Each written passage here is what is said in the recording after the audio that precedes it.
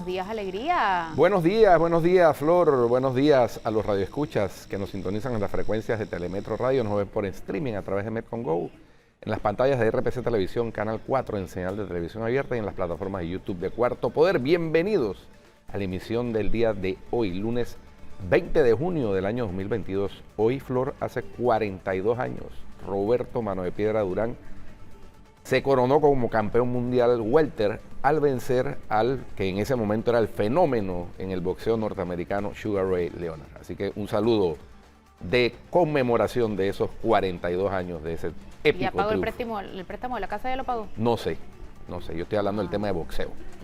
Bueno, oye, Flori, entonces, ¿viste por qué no te aposté? Porque uno no sabías que ibas apuesta, a perder. uno no apuesta cuando no tiene seguridad del resultado, ¿no? Entonces, Bueno, pero mira que te ¿por qué aposté sabiéndolo. arriesgar? ¿Ah?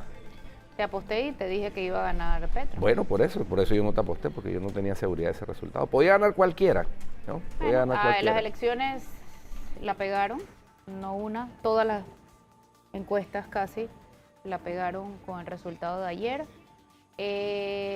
Hay dos cosas ciertas y es uno, que independientemente de la ideología o de las cualidades de los candidatos, la gente eligió un cambio en Colombia. Eso es importante. Y lo otro es que la izquierda ahora debe demostrar que sí es compatible con la democracia, sobre todo no en los próximos 2 años que vienen, sino en los 2 siguientes. Allá son 4, no 5 años, las elecciones cada año. Las dos campañas tenían falencias importantes. No que tenían, como en toda la región, estaban escogiendo al menos peor, no al mejor. Estaban votando en contra de uno, no a favor del otro. Pero yo creo que los resultados son claros. La democracia estuvo a prueba. La institucionalidad de Colombia dio la talla nuevamente, la institucionalidad y las organizaciones electorales. La registraduría nuevamente dio el resultado en menos de 1 hora. Se sabía quién era el presidente proclamado y todo. Algo importante, Guido, es que ambos hablaron. El segundo, que quedó de segundo, Rodolfo Hernández, aceptó su derrota y eso era importante porque eso era una cosa que no se sabía si iba a pasar o no. Sí, incluso toda la clase política colombiana reconoció el triunfo del ahora presidente electo Gustavo Petro, el expresidente Uribe, por ejemplo, por medio de un tuit, reconoció el triunfo y dijo que ser demócrata es acatar la democracia y las normas y que Petro es el presidente. Así que el reto que le queda a Petro Porque Petro, no sé si recuerdas, había dicho en su Twitter hace 2 o 3 días que iba a haber fraude. Entonces, sí, que Rodolfo le contestó que no puede ser que hay fraude cuando él pierde, cuando él va perdiendo, pero no cuando él va ganando. En efecto, no ha hablado de fraude porque ganó. Sí, y era una preocupación, Flor, que se tenía de que si el resultado hubiera sido favorable a Rodolfo Hernández, ¿cuál hubiera sido la reacción de Petro y de sus seguidores? Porque bueno, recuerda que él dijo que esas elecciones se iban a decidir en la calle si él perdía. Y había videos circulando de jóvenes que decían que habían que incendiar la ciudad, incluso si no se reconocía el triunfo de Petro. Lo que sí hay que reconocer, Guido, es que la polarización es evidente y va a ser muy importante para Petro trabajar en ese aspecto, porque si no va a ser ingobernable. Al final del día está electo por el 50% de los colombianos. La mitad de los colombianos no lo quiere, entonces... 50.4%, o sea, ni siquiera llegó al 51%. Entonces, pero lo que digo es la mitad del Colombia no lo quiere, entonces hay que trabajar en esa polarización para que pueda haber gobernabilidad, si no va a ser muy difícil. Está dividido el país y eso no es novedad. Ayer cuando veía el mapa político del resultado, lo comparaba un poquito con el mapa político de las últimas elecciones en Estados Unidos. Es decir, guardadas las proporciones, obviamente. Las 2 costas colombianas votaron por Petro. El centro de Colombia y parte de las regiones de Colombia, los departamentos más alejados de la capital, votaron por Rodolfo. Sí. Parecido a como es el de mapa las grandes político ciudades, de Estados exacto. Unidos. El de las grandes ciudades votaron por Petro, las regiones votaron por Rodolfo. Así es. Entonces... Pero increíble, Petro arrasó en Bogotá, aún habiendo sido un alcalde muy cuestionado. Eso es importante en Cali, en Barranquilla, en Medellín, en Bucaramanga fue Rodolfo, pero en las ciudades grandes fue Petro. Sí, Cali... Medellín, Barranquilla, Bogotá. Cali, Medellín, Barranquilla y Bogotá, correcto. Y interesante el reto que decía que se le viene a Petro por delante. Primero, armar equipo, cónsono con el discurso que pronunció ayer. Pronunció un discurso de reconciliación, incluso la vicepresidenta electa, Francia Márquez, fue más enfática todavía en el tema de la reconciliación. Ojalá eso lo pueda concretar. Petro, como ya conversamos aquí con varios de los invitados colombianos que hemos tenido, con Mauricio de Jarano, por ejemplo, no le ha sido fácil en su gestión pública armar equipos. Cuando fue alcalde de Bogotá, uno de los cuestionamientos que se le hacía es la dificultad para armar equipos duraderos. La gente, los directivos que él nombraba, le renunciaban por discrepancias con su manera de ejecutar. Entonces, eso dio pie a que después de uno de los factores que dio pie a que después de varios periodos con la izquierda gobernando la ciudad de Bogotá, Petro, después de que salió, ganara Enrique Peñalosa, que era de partidos tradicionales de derecha. Entonces, ahora se le presenta en la presidencia el fenómeno contrario. Ahora él, después de malas gestiones de gobiernos sucesivos de los partidos tradicionales, se presenta como una esperanza de cambio. Izquierda, primera vez, Flor, que la izquierda llega a la presidencia de la República, al dominio del Ejecutivo en los últimos tiempos, porque antes, en el siglo pasado, pues el Partido Liberal tenía tendencias de izquierda, ¿no? El Partido Liberal tradicional. Sin embargo, con el tiempo se fue conservatizando e incluso el Partido Conservador, curiosamente, se volvió más liberal en algunos aspectos que los liberales. Entonces, esas son cuestiones de la política colombiana. Pero sí, un tremendo reto que tiene. El 7 de agosto tomará posesión como presidente y más adelante en el programa conversaremos con nuestro invitado de hoy desde Colombia sobre este tema que vale la pena analizar más a fondo. Vamos a hablar con Vlado, que es, aparte de caricaturista, periodista, es analista y él estuvo analizando los resultados ayer desde RCN Mundo. Así que nos puede contar un poco, porque entiendo que hubo particularidades curiosas en la cobertura mediática de ayer, en los canales de televisión sobre todo. Se ve un país dividido, pero dividido no tanto, no sé si de izquierdas y derechas, sino en función de el voto puntual, pero un país unido en que querían un cambio. Porque sí, exactamente, eso destacamos. Sin duda ese es el mensaje. Ese es el mensaje que está enviando, ¿no? Así es. Cualquiera de los dos era cambio. Sí, cualquiera de los dos era cambio. Yo creo que al final eso es lo que se demostró en estas elecciones.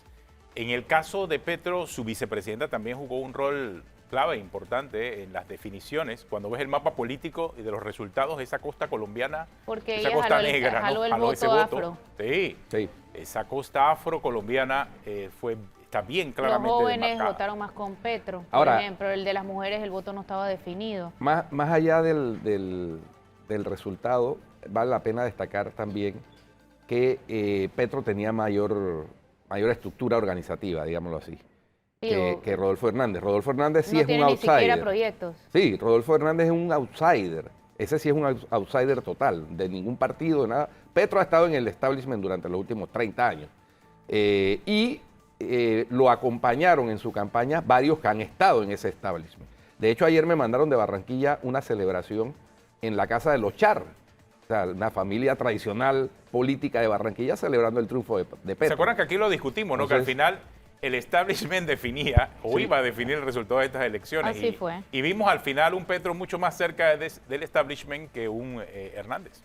Mira, yo me atrevo a decir que Petro no va a ser tan grave, o eso quisiera pensar, o eso espero, pero realmente pienso eso, que no va a ser tan grave. Desde que él dejó las armas, su vida política ha sido bastante democrática, por un lado, y por otro lado ha sido conciliador en la campaña. Ha negado todos los miedos que tiene la gente, por ejemplo, de expropiaciones, de asamblea constituyente, eso lo ha negado. En cambio, Rodolfo advirtió que desde el día 1 él iba a gobernar en estado de conmoción interna, lo cual es una dictadura. Mira, casi... lo que ocurre es que Petro, de verdad, Petro no se veía amenazante cuando lo comparabas con, pero al aparecer la figura de Rodolfo Hernández, créeme, Él se se vio volvió menos, conservador. se volvió inmediatamente conservador, o sea, tu oponente muchas veces define el perfil que tienes. Exacto. Y eso fue lo que ocurrió en la segunda vuelta de las elecciones en Colombia. Petro era amenazante mientras se le comparaba contra otro tipo de candidatos, pero ante la figura de Hernández, esos en casos muy puntuales, como el de la elección colombiana que requiere una segunda vuelta, puede volverse en contra de cualquiera.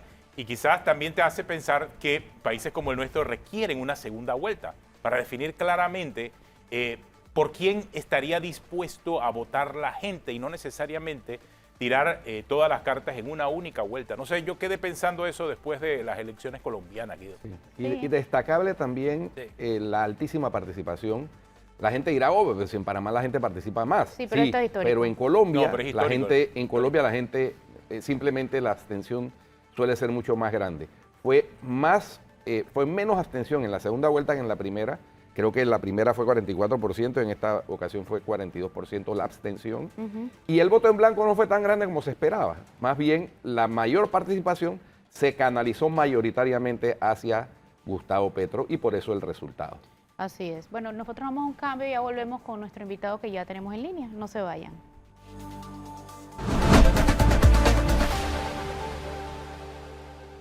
Ya estamos de regreso con más y tenemos a nuestro invitado en línea, ¿cierto? Ya tenemos a Vlado. Para seguir analizando el tema de las elecciones en Colombia.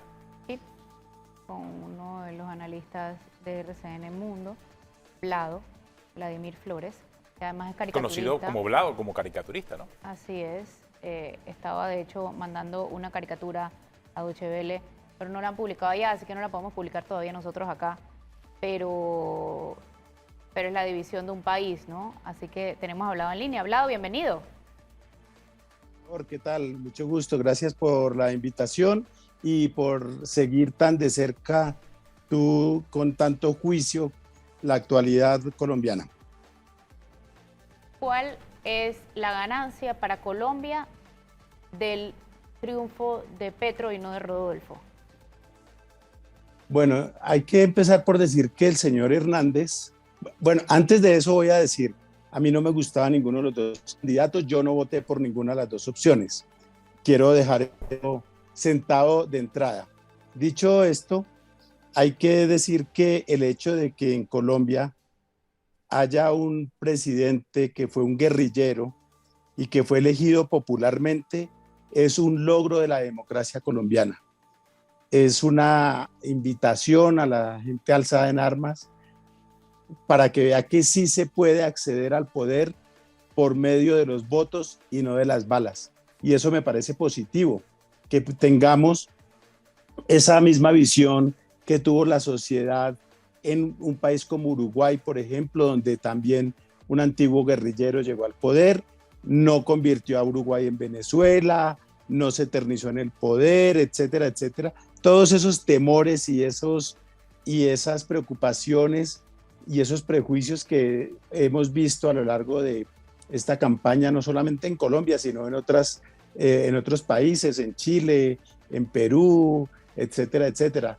Obviamente hay otros países que han seguido una senda dictatorial casi como Nicaragua, o casi no, prácticamente dictatorial como Nicaragua y eso, pero la noticia es buena en la medida en que habla de la fortaleza de las instituciones en Colombia, de que la democracia funciona con 1 millón de defectos, pero funciona, y eso es positivo para el país.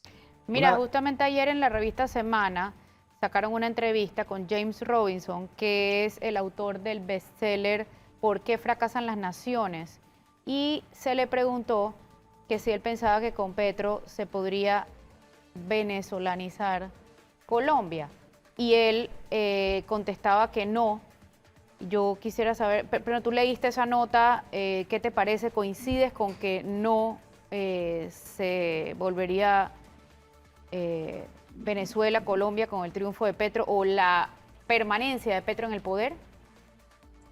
Yo coincido con Robinson porque pues, él dice que en Venezuela Chávez tenía al estamento militar, cosa que no ocurre con Petro. Petro aquí no cuenta con el respaldo militar. Petro fue todo lo contrario, estuvo combatiendo a los militares cuando fue guerrillero.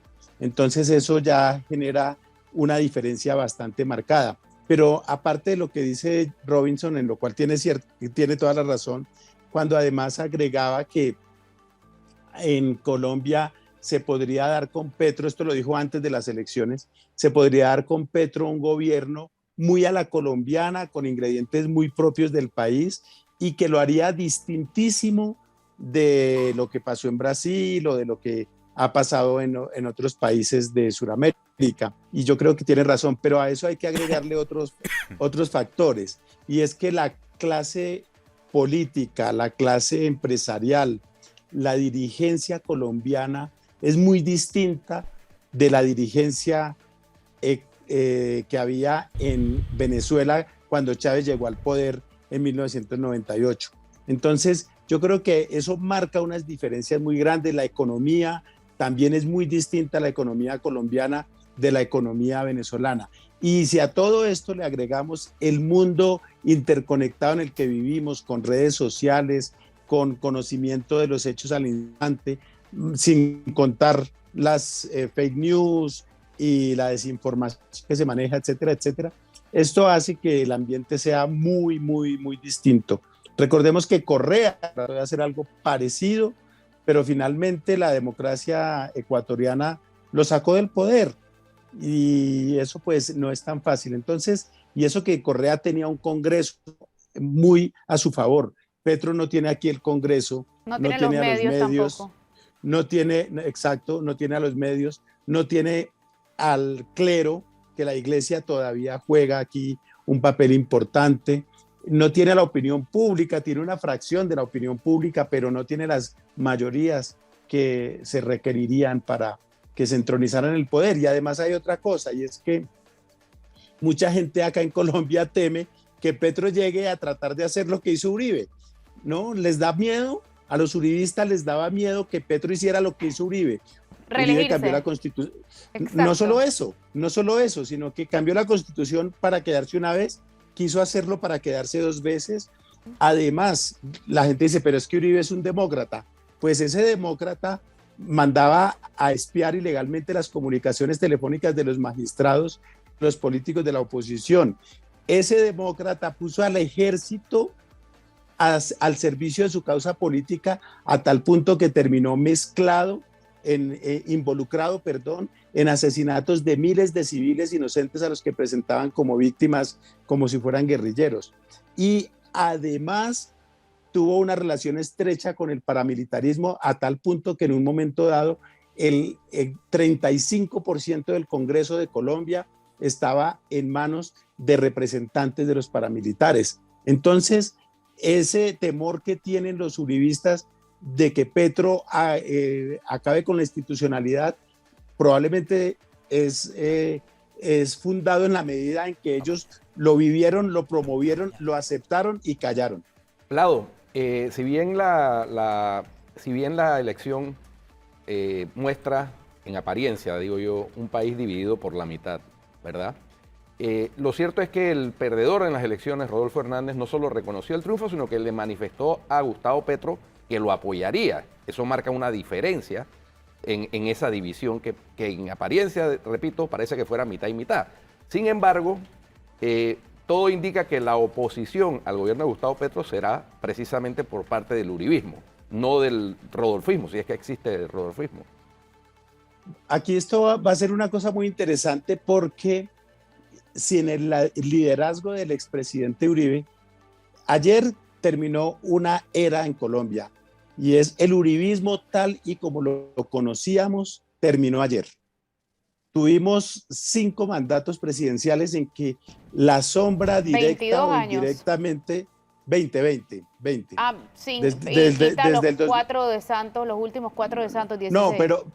No, pero mira, hay que tener en cuenta, Santos estuvo 8 años en el poder, Exacto. pero Santos estuvo, primero fue elegido por ser uribista y después fue elegido en contra del uribismo y con un candidato que le compitió que era netamente uribista. Ujú. Pero por primera vez tuvimos ese ingrediente en el que Uribe no tuvo ese papel protagónico en la política colombiana. Llevamos 5 periodos consecutivos en que todo giraba alrededor de Uribe. Ujú. Primero con él como protagonista y después con él como protagonista, como contradictor o como padrino que fue de Iván Duque.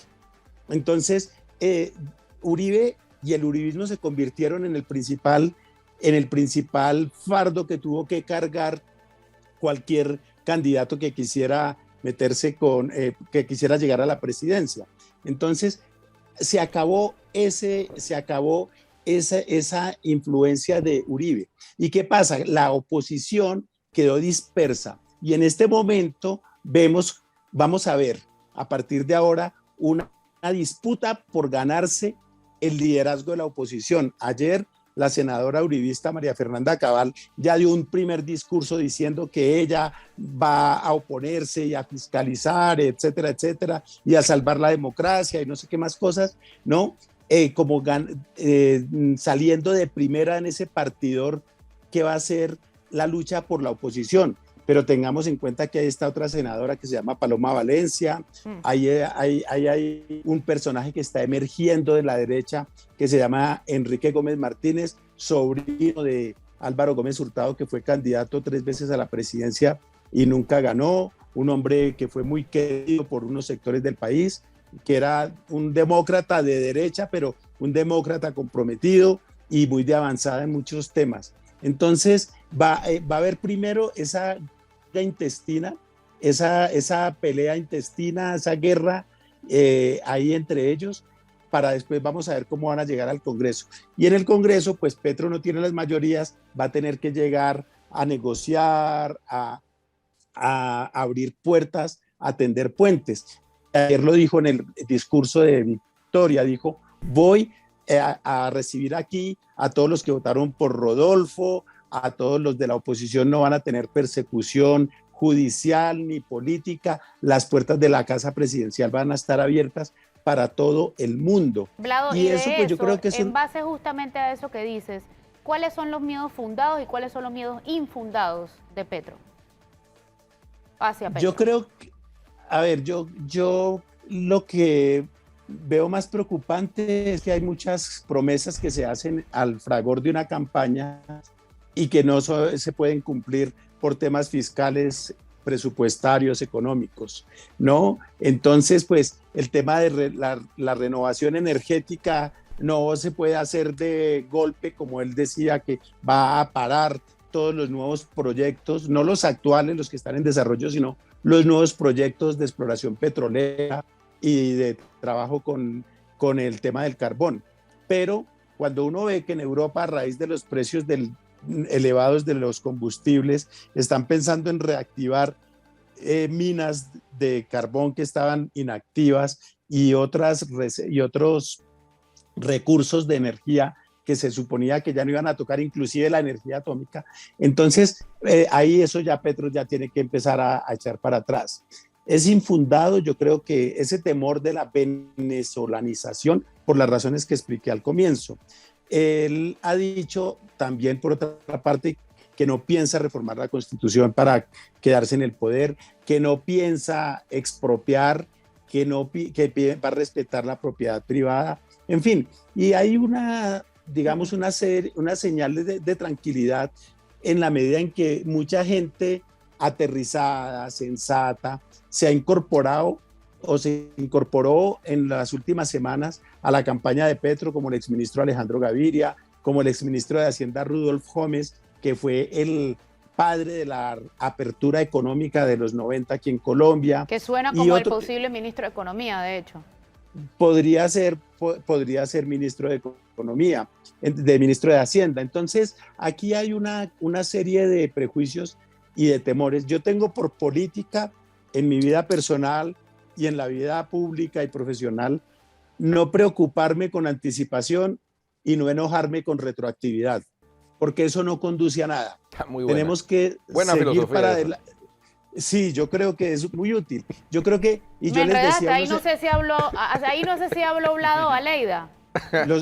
los dos, pero aparte, hace 2 días que estaba reunido con unos empresarios judíos aquí en Bogotá, que estaban preocupadísimos porque llegara Petro. Alguna persona, la esposa de uno de ellos, decía, no podemos permitir que Petro llegue al poder. Yo le dije, momento, en la democracia hay que permitir que la gente llegue al poder. Si llega por votos, pues que bienvenido sea. Para eso es la democracia. Y lo peor que podemos hacer es deslegitimar los resultados, cosa que ya no sucedió por fortuna. El mismo expresidente Uribe reconoció los resultados, el presidente Duque, etcétera, etcétera. No hay que desprestigiar la democracia haciendo esas elucubraciones, pero además, peor que cualquier sensación que haya en este momento es que los empresarios salgan a decir, esto se lo llevó el diablo, esto va a colapsar, esto nos fregamos, porque ese pesimismo ya sabemos que eso sí genera un daño terrible en la confianza de los inversionistas, en la moral ciudadana, y eso sí que puede afectar negativamente la democracia. Eso es más contagioso que el COVID, ese tipo de negativismo. Completamente. A nivel de relaciones internacionales, ¿qué se espera de Petro con países como Panamá, por ejemplo? Yo creo que el presidente Petro va a tener que reactivar una agenda internacional que Uribe. Lo mismo, más o menos. La confusión de Duque con su patrón. Pero el tema es que Duque deja una política internacional muy pobre, muy maltrecha. Las relaciones con Estados Unidos las manejaron con los pies. En el último año trataron de arreglar algo, pero ellos se plegaron a Trump, quisieron meter la mano en la Florida con los votantes en contra de Biden y termina ganando Biden, entonces quedamos como un zapato a nivel internacional. Se metió en el cuento Duque de que él iba a tumbar a Maduro, dijo que sus horas estaban contadas y se va a ir el primero que Maduro. En fin, cometió una serie de errores uno tras otro en política internacional, que el presidente Petro va a encontrar una política internacional muy, muy frágil y le va a tocar llegar a tender puentes. Petro necesita mucho a la comunidad internacional. La comunidad europea ya lo felicitó, resaltó la forma tan clara como se produjo su victoria y esas cosas, y eso está muy bien. Y Petro, yo creo que no va a hacer jugadas que pongan en riesgo ese apoyo internacional. Y cuando hablo de esas jugadas, por decir algo, una cosa como la que hizo Fujimori de cerrar el Congreso, de tratar de socavar las instituciones democráticas, porque la Unión Europea le tiene el ojo puesto y él sabe que necesita ese apoyo, más que el de Estados Unidos incluso. Al final del día él va a tener más oposición de lo que hubiera tenido Rodolfo. Es muy probable, pero hablando a nivel internacional, el tema es que, de hecho, ya el secretario de Estado de Estados Unidos, Anthony Blinken, ya se pronunció anoche, lo felicitó, dijo que esperaba trabajar con el nuevo gobierno, etcétera, etcétera. Y yo creo que eso le da tranquilidad a la comunidad internacional. Yo creo que hay expectativas, por supuesto, pero yo creo que hacerlo peor que Duque es difícil en el tema internacional de aquí en adelante, porque Duque deterioró mucho en el aspecto internacional mucho de lo que había dejado el expresidente Santos.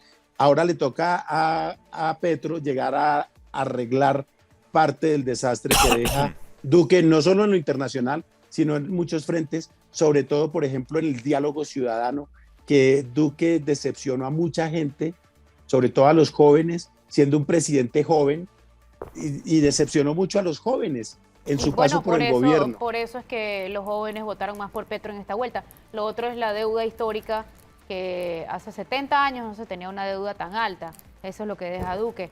Una pregunta, Vlado, ¿y crees que migración, va a haber una migración importante o no necesariamente? Yo no creo, no, porque además, ¿para dónde nos vamos? A ver, cuando Panamá. todo el mundo dice, todo el mundo, pero es Panamá, que cuando, Panamá siendo la tercera ciudad más cara en Latinoamérica, no creo que tenga Pero- tanto atractivo ya para los no, colombianos. no, y es Depende que para además, qué tipo de colombiano también. pero es que además, exactamente, a ver, los colombianos que quieren emigrar o que quieren irse, yo ya viví esto, yo viví en Estados Unidos hace 20 años y veía como la gente llegaba aburrida de que es que el gobierno, que Pastrana, que la inseguridad, que no sé qué, y llegaban y a los 6 meses se tenían que devolver a Bogotá porque, como decíamos allá, la mejor manera de volver uno de Miami con $1.000.000 es llevando dos, ¿no? Entonces llegaban, se llevaban unos ahorros, se daban cuenta de que la plata no alcanzaba ya, Claro. no alcanza para tener empleada del servicio, mensajero, la señora que le haga las uñas, La calidad de la vida. señora que no, la calidad de vida, conductor, etcétera, etcétera. Allá le toca ir a uno al banco, ir al mercado, echarle uno mismo la gasolina al carro en la estación, todas esas cosas. Entonces la gente habla mucha cosa, mucha carreta, como decimos acá, y se dan cuenta de que la cosa no es por ahí. Lo que toca ahora es trabajar. Yo no creo que vaya a haber un problema de migración, no creo que vaya a haber una diáspora colombiana pues huyendo de Petro, entre otras cosas porque todavía Petro no está gobernando y todavía no ha dicho ninguna cosa como por la cual haya que preocuparse. Ya, De hecho, eso no. algunos entes Ya lo como ANIF y Asobancaria ya se manifestaron y pidieron calma, y es lo que corresponde. Yo creo que lo que toca en este momento es pensar en que hay que trabajar, que el presidente es Petro, que la democracia funciona así, y lo que yo esperaría es que Petro constituya un gobierno de izquierda como el de Mojica en Uruguay, o como el de Bachelet o el de Lula, que hablando institucionalmente, no en términos económicos, ni eso, pero ni políticos, sino institucionalmente, fueron gobiernos que cumplieron con sus términos y se fueron al final de sus periodos esos presidentes. Creo que eso es lo que puede hacer Petro, y eso le abriría las puertas a que en Colombia la izquierda no sea vista como un monstruo, que es entendible porque el tema de las guerrillas aquí ha sido muy perjudicial para la izquierda, porque todo ahí mismo se asocia con guerrilla, y más ahora que un exguerrillero llegó al poder. Pero Petro es un tipo inteligente, Petro es un tipo pragmático, repito, no voté por él, pero creo que no va a ser tan torpe de dilapidar esta oportunidad. Vlado, a propósito de diáspora y de política internacional, hay una fisura que reparar, y yo diría que con carácter de urgencia, con Venezuela. Sabemos pues que, como planteaste, Duque se empecinó en que él iba a ser el defenestrador de Nicolás Maduro como presidente, y de paso rompió relaciones no solo diplomáticas, sino consulares con Venezuela, y eso ha generado una crisis humanitaria de proporciones épicas, especialmente por ser países fronterizos. ¿Es posible que Petro tenga la necesidad de restablecer esas relaciones y sobre todo de promover que los venezolanos que huyeron de Venezuela y que quedaron en una situación al margen de la ley, retornen a Venezuela, que es el ideal, ¿no? ¿Cómo ves tú esa posibilidad? Pues ahí hay una cosa muy interesante, y es que los dos candidatos que estaban de finalistas en esta segunda vuelta, los dos dijeron en su momento que pensaban restablecer relaciones con Venezuela, ambos, y uno muy de derecha, el otro muy de izquierda, pero los dos coincidieron en lo mismo. Y es que el discurso de Colombia con Venezuela es tan contradictorio porque hablan de derechos humanos, que en Venezuela no hay democracia, que no hay derechos humanos, que no hay economía de mercado, que no hay libertad de prensa. Pero tenemos relaciones con China y somos felices de que China venga, nos va a hacer el metro de Bogotá, está haciendo vías, está explorando minas, está haciendo una cantidad de inversiones impresionantes. Arabia Saudita, donde las mujeres son un cero a la izquierda. Y podemos enumerar otro montón de países donde la democracia no existe y tenemos relaciones. Entonces, ¿de qué estamos hablando? Y si tenemos relaciones con países tan distantes, es absurdo que no las tengamos con un país que es vecino nuestro, 2.200 kilómetros de frontera, millones de ciudadanos colombianos en Venezuela, millones de venezolanos en Colombia, y no tener relaciones. Es que es una cosa completamente inconcebible, es una torpeza de una magnitud increíble. Entonces, este gobierno, como lo hubiera hecho Rodolfo Hernández, tiene la necesidad de restablecer esas relaciones. ¿En qué nivel, en qué proporción? Eso se verá, ya tendremos que esperar las decisiones del presidente Petro. Pero indudablemente esa es una de las muchas cosas de las que yo hablaba hace un rato, de los errores que el presidente Petro tendrá que enmendar de los que cometió el presidente Duque. Ahora, Vlado, otra pregunta. Rodolfo Hernández, o ese rodolfismo que están llamando en Colombia, ¿tiene algún tipo de futuro político? ¿Tú qué piensas? No, yo la verdad no creo. Yo creo que es un señor que no era idóneo para ser presidente. Era un señor que confundía a las Naciones Unidas con la OEA, que decía que tenía director y no secretario general, etcétera, etcétera, ¿no? Cosas como esas, que le pegó un insulto a la Virgen la semana pasada, que tuvo que poner a un montón de gente a decir que eso no era lo que él quería decir. A sacar las patas.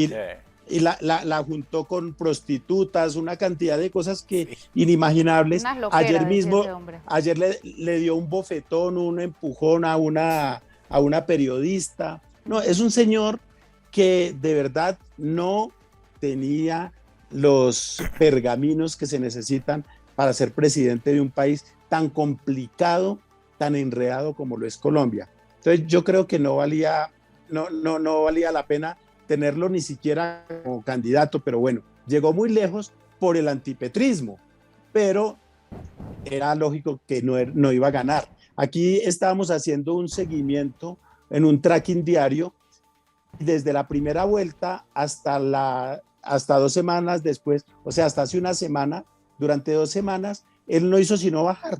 ¿Por qué? Porque hizo una campaña pésima. Él hizo para la primera vuelta una campaña de primera y para la segunda vuelta una campaña de segunda. Y así le fue. Literal. ¿No? Y entonces el tipo quedó de segundo, quedó de subcampeón. Ahora, él tiene la papeleta de recuerdo. Sí. No, ojo, y tiene unos problemas judiciales. Importantísimos. El 21 de julio tiene cita en un juzgado para imputación de cargos. Pero hay una cosa muy interesante y es que obviamente él, al perder las elecciones por norma constitucional acá, él queda de senador de la República, lo cual le puede ayudar porque lo convierte en un aforado, le da una inmunidad parlamentaria. Nuevamente y eso, el fuero, blindaje e impunidad. Exacto. Entonces, ¿qué pasa? Él hizo un buen negocio. ¿Por qué? Porque él se gastó más o menos $1 millón en la campaña. Eso lo hubieran cobrado los abogados por sacarlo del lío. Y pues quedó de senador de la República. Claro. Y ya después sus casos van a llegar a la comisión de acusaciones a la comisión de acusaciones de la Cámara, y allá se va. Y después 2 instancias más, después de la Corte Constitucional, etcétera, etcétera. Lo mismo que pasa acá además, con el fuero penal electoral. Pero Vlado, no solamente eso. Y además va a ganar sueldo. Además le vamos a tener que pagar, claro, por supuesto. Pero el tema es que constitucionalmente, me lo explicaba María Jimena Duzán, él, teniendo una audiencia pendiente, no iba a poder tampoco ejercer, iba a tener que ejercer su vicepresidenta. Bueno, eso estaba en veremos, digamos, claro, pero, ojo, pero él se puede posesionar el 20 de julio como senador y la audiencia es el 21. Entonces ya eso está, vaya uno a saber si eso lo hicieron con pensando esa intención. En eso, claro. Vaya uno a saber. Yo no quiero ser mal pensado, lejos de mí, pero uno nunca sabe. Entonces, ese rodolfismo, eso se desinfla, porque no hay cómo. Es un señor que el país no conocía hace 6 meses y los pocos que lo conocían como un patán o una tarbán, como decimos acá, que golpeó a un concejal, que le amenazaba con darle tiros a una persona que le debía plata y que cometía cualquier cantidad de atropellos. no hay rodolfismo, el tal rodolfismo no existe. Los votos que sacó ayer, esos 10 millones y pico de votos, Son eran anti-Petro. votos contra Petro, Exacto. como lo fueron hace 4 años los votos de Duque. Duque no le alcanzan los votos ni para ser concejal a él. Ya sacó votos para la presidencia hace 4 años porque era contra Petro. Si hubiera sido contra Fajardo, no saca ni la mitad. Entonces, ese es Pero mira, otro cantar. pero curioso, porque entonces Fajardo en esta vuelta fue incapaz de tomar decisiones, de Una sentarse campaña a conversar. pésima. Claro, entonces. La campaña de Fajardo fue de tercera. La campaña de Fajardo, Pero yo siendo creo un buen que ya candidato, siendo progresista, Sí. menos extremista. totalmente, pero la campaña de Fajardo yo creo que ya está en los anales de la historia de la publicidad y el mercadeo político para mostrar lo que no se debe hacer.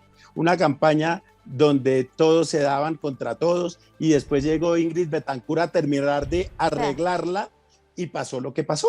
Y después se fue a arreglar la de Rodolfo y miren. Ahí está. Ya sabemos que aquí no hay que llamar para apoyo en elecciones, Vlado.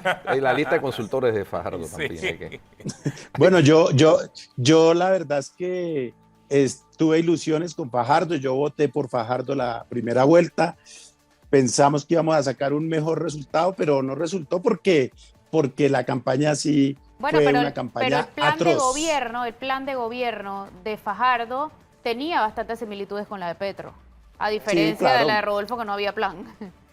No, es que Rodolfo no tenía plan y cometió muchos errores. Por ejemplo, al otro día de la primera vuelta, de quedar ya de finalista, sacó una declaración de 20 puntos contra Uribe, entre los cuales, porque él como no quería que lo casaran con ningún político, entonces dijo sí al aborto, sí a la adopción LGBT, sí al matrimonio homosexual, no al glifosato.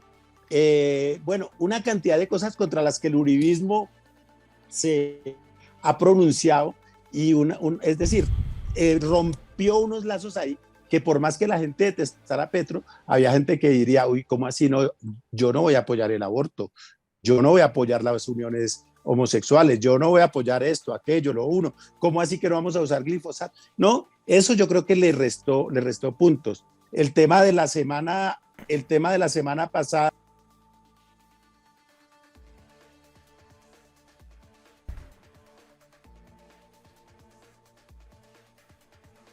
Bueno, parece que perdimos la comunicación con Vlado. Sí. Tremendo análisis acerca de las elecciones en Colombia, vista desde su perspectiva. Interesante. He concluido que Vlado votó en blanco. Sí, yo también. Has concluido correctamente. Sí. Votó en blanco. Sí, porque hablaba con él más temprano y le decía, votaste en blanco. Dice, no voté por Petro. Y lo que dijo de Rodolfo Hernández, evidentemente votó en blanco. Pero independientemente de si votó en blanco o no, su análisis es muy objetivo. Sí, lo que ha ocurrido ayer en Colombia. Muy realista, ¿no? Muy realista. Sí. A lo real, a lo que pasó. Así es. Vámonos a un cambio y ya volvemos y seguimos hablando un poquito más.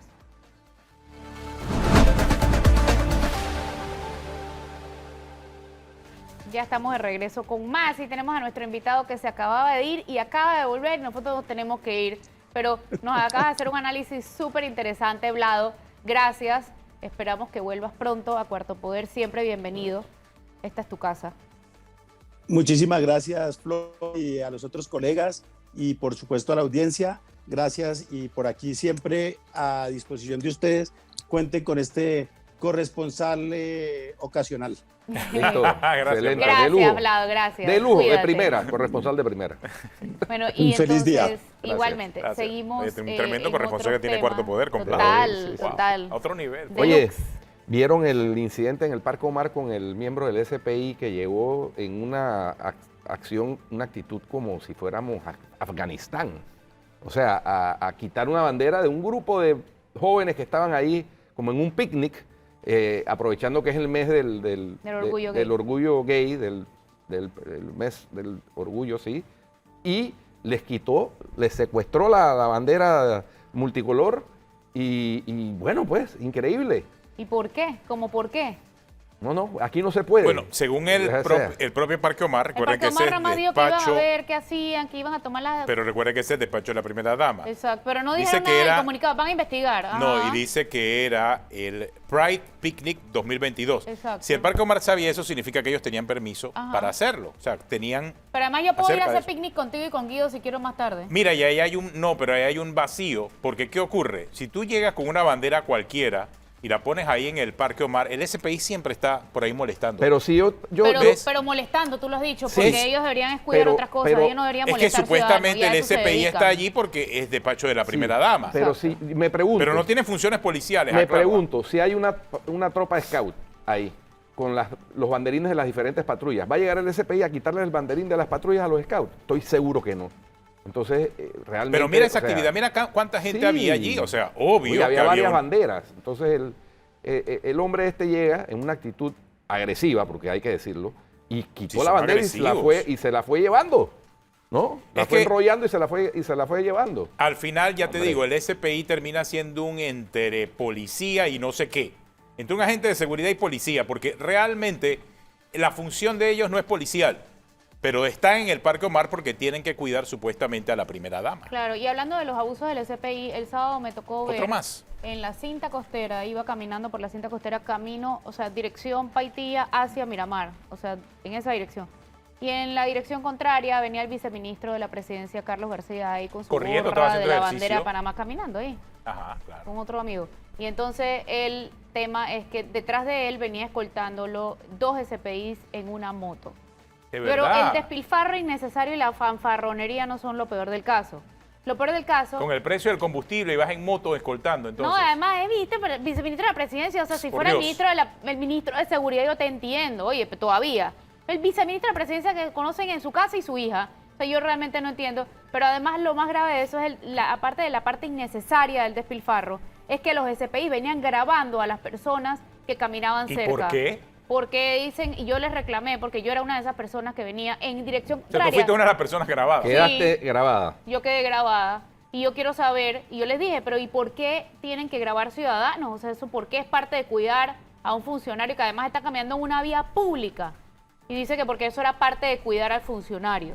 Yo no creo que grabar ciudadanos sea parte de cuidar a ningún ¿Ves? funcionario y creo que están normalizando el abuso y que se lo estamos permitiendo. Te das cuenta del despilfarro. Cuando hablamos de los planes del gobierno por tratar de ser un poco más considerados en el gasto y vemos entonces a los SPI utilizando moto para cuidar a viceministros. Para grabar, porque es que O sea, cuidar... y para grabar encima a ¿Cuántos funcionarios tienen aquí escolta? O sea, debe ser, digo, circunscrita a los ministros y al presidente, además, al ¿por qué hay que cuidarlo cuando- vicepresidente. sí, y con 2 caminar. motos, pues, vayan caminando. Vaya caminando, Por favor, hombre. hombre. Si yo he visto otros funcionarios de más alta jerarquía que él, Oye, caminar con dos inaceptable. personas y ya. Expresidentes de la Uno República. suficiente. El presidente de la República, específicamente, que va mucho a la cinta costera, Martín. Martín Torrijos, va con un escolta a pie. Martín va con un escolta solamente, Así pero es. digamos que estos son disque funcionarios actuales. Yo he visto al vicepresidente Gaby Carrizo solamente con 2 personas atrás, No, y- caminando. ¿Por qué en una moto? ¿Por qué la fanfarronería? y No solo eso, pero tú los viste caminando y en una moto, pero lo he visto en la calle y con 2 escoltas en 2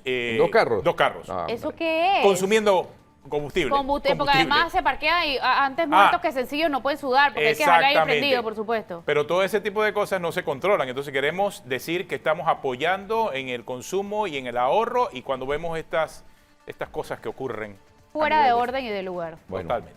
se nos acabó el tiempo. Pero entonces, hasta Si mañana. usted sigue en Telemetro Radio, siga con el brunch. Y en RPC Televisión, de boca en boca. Hasta mañana. Chao.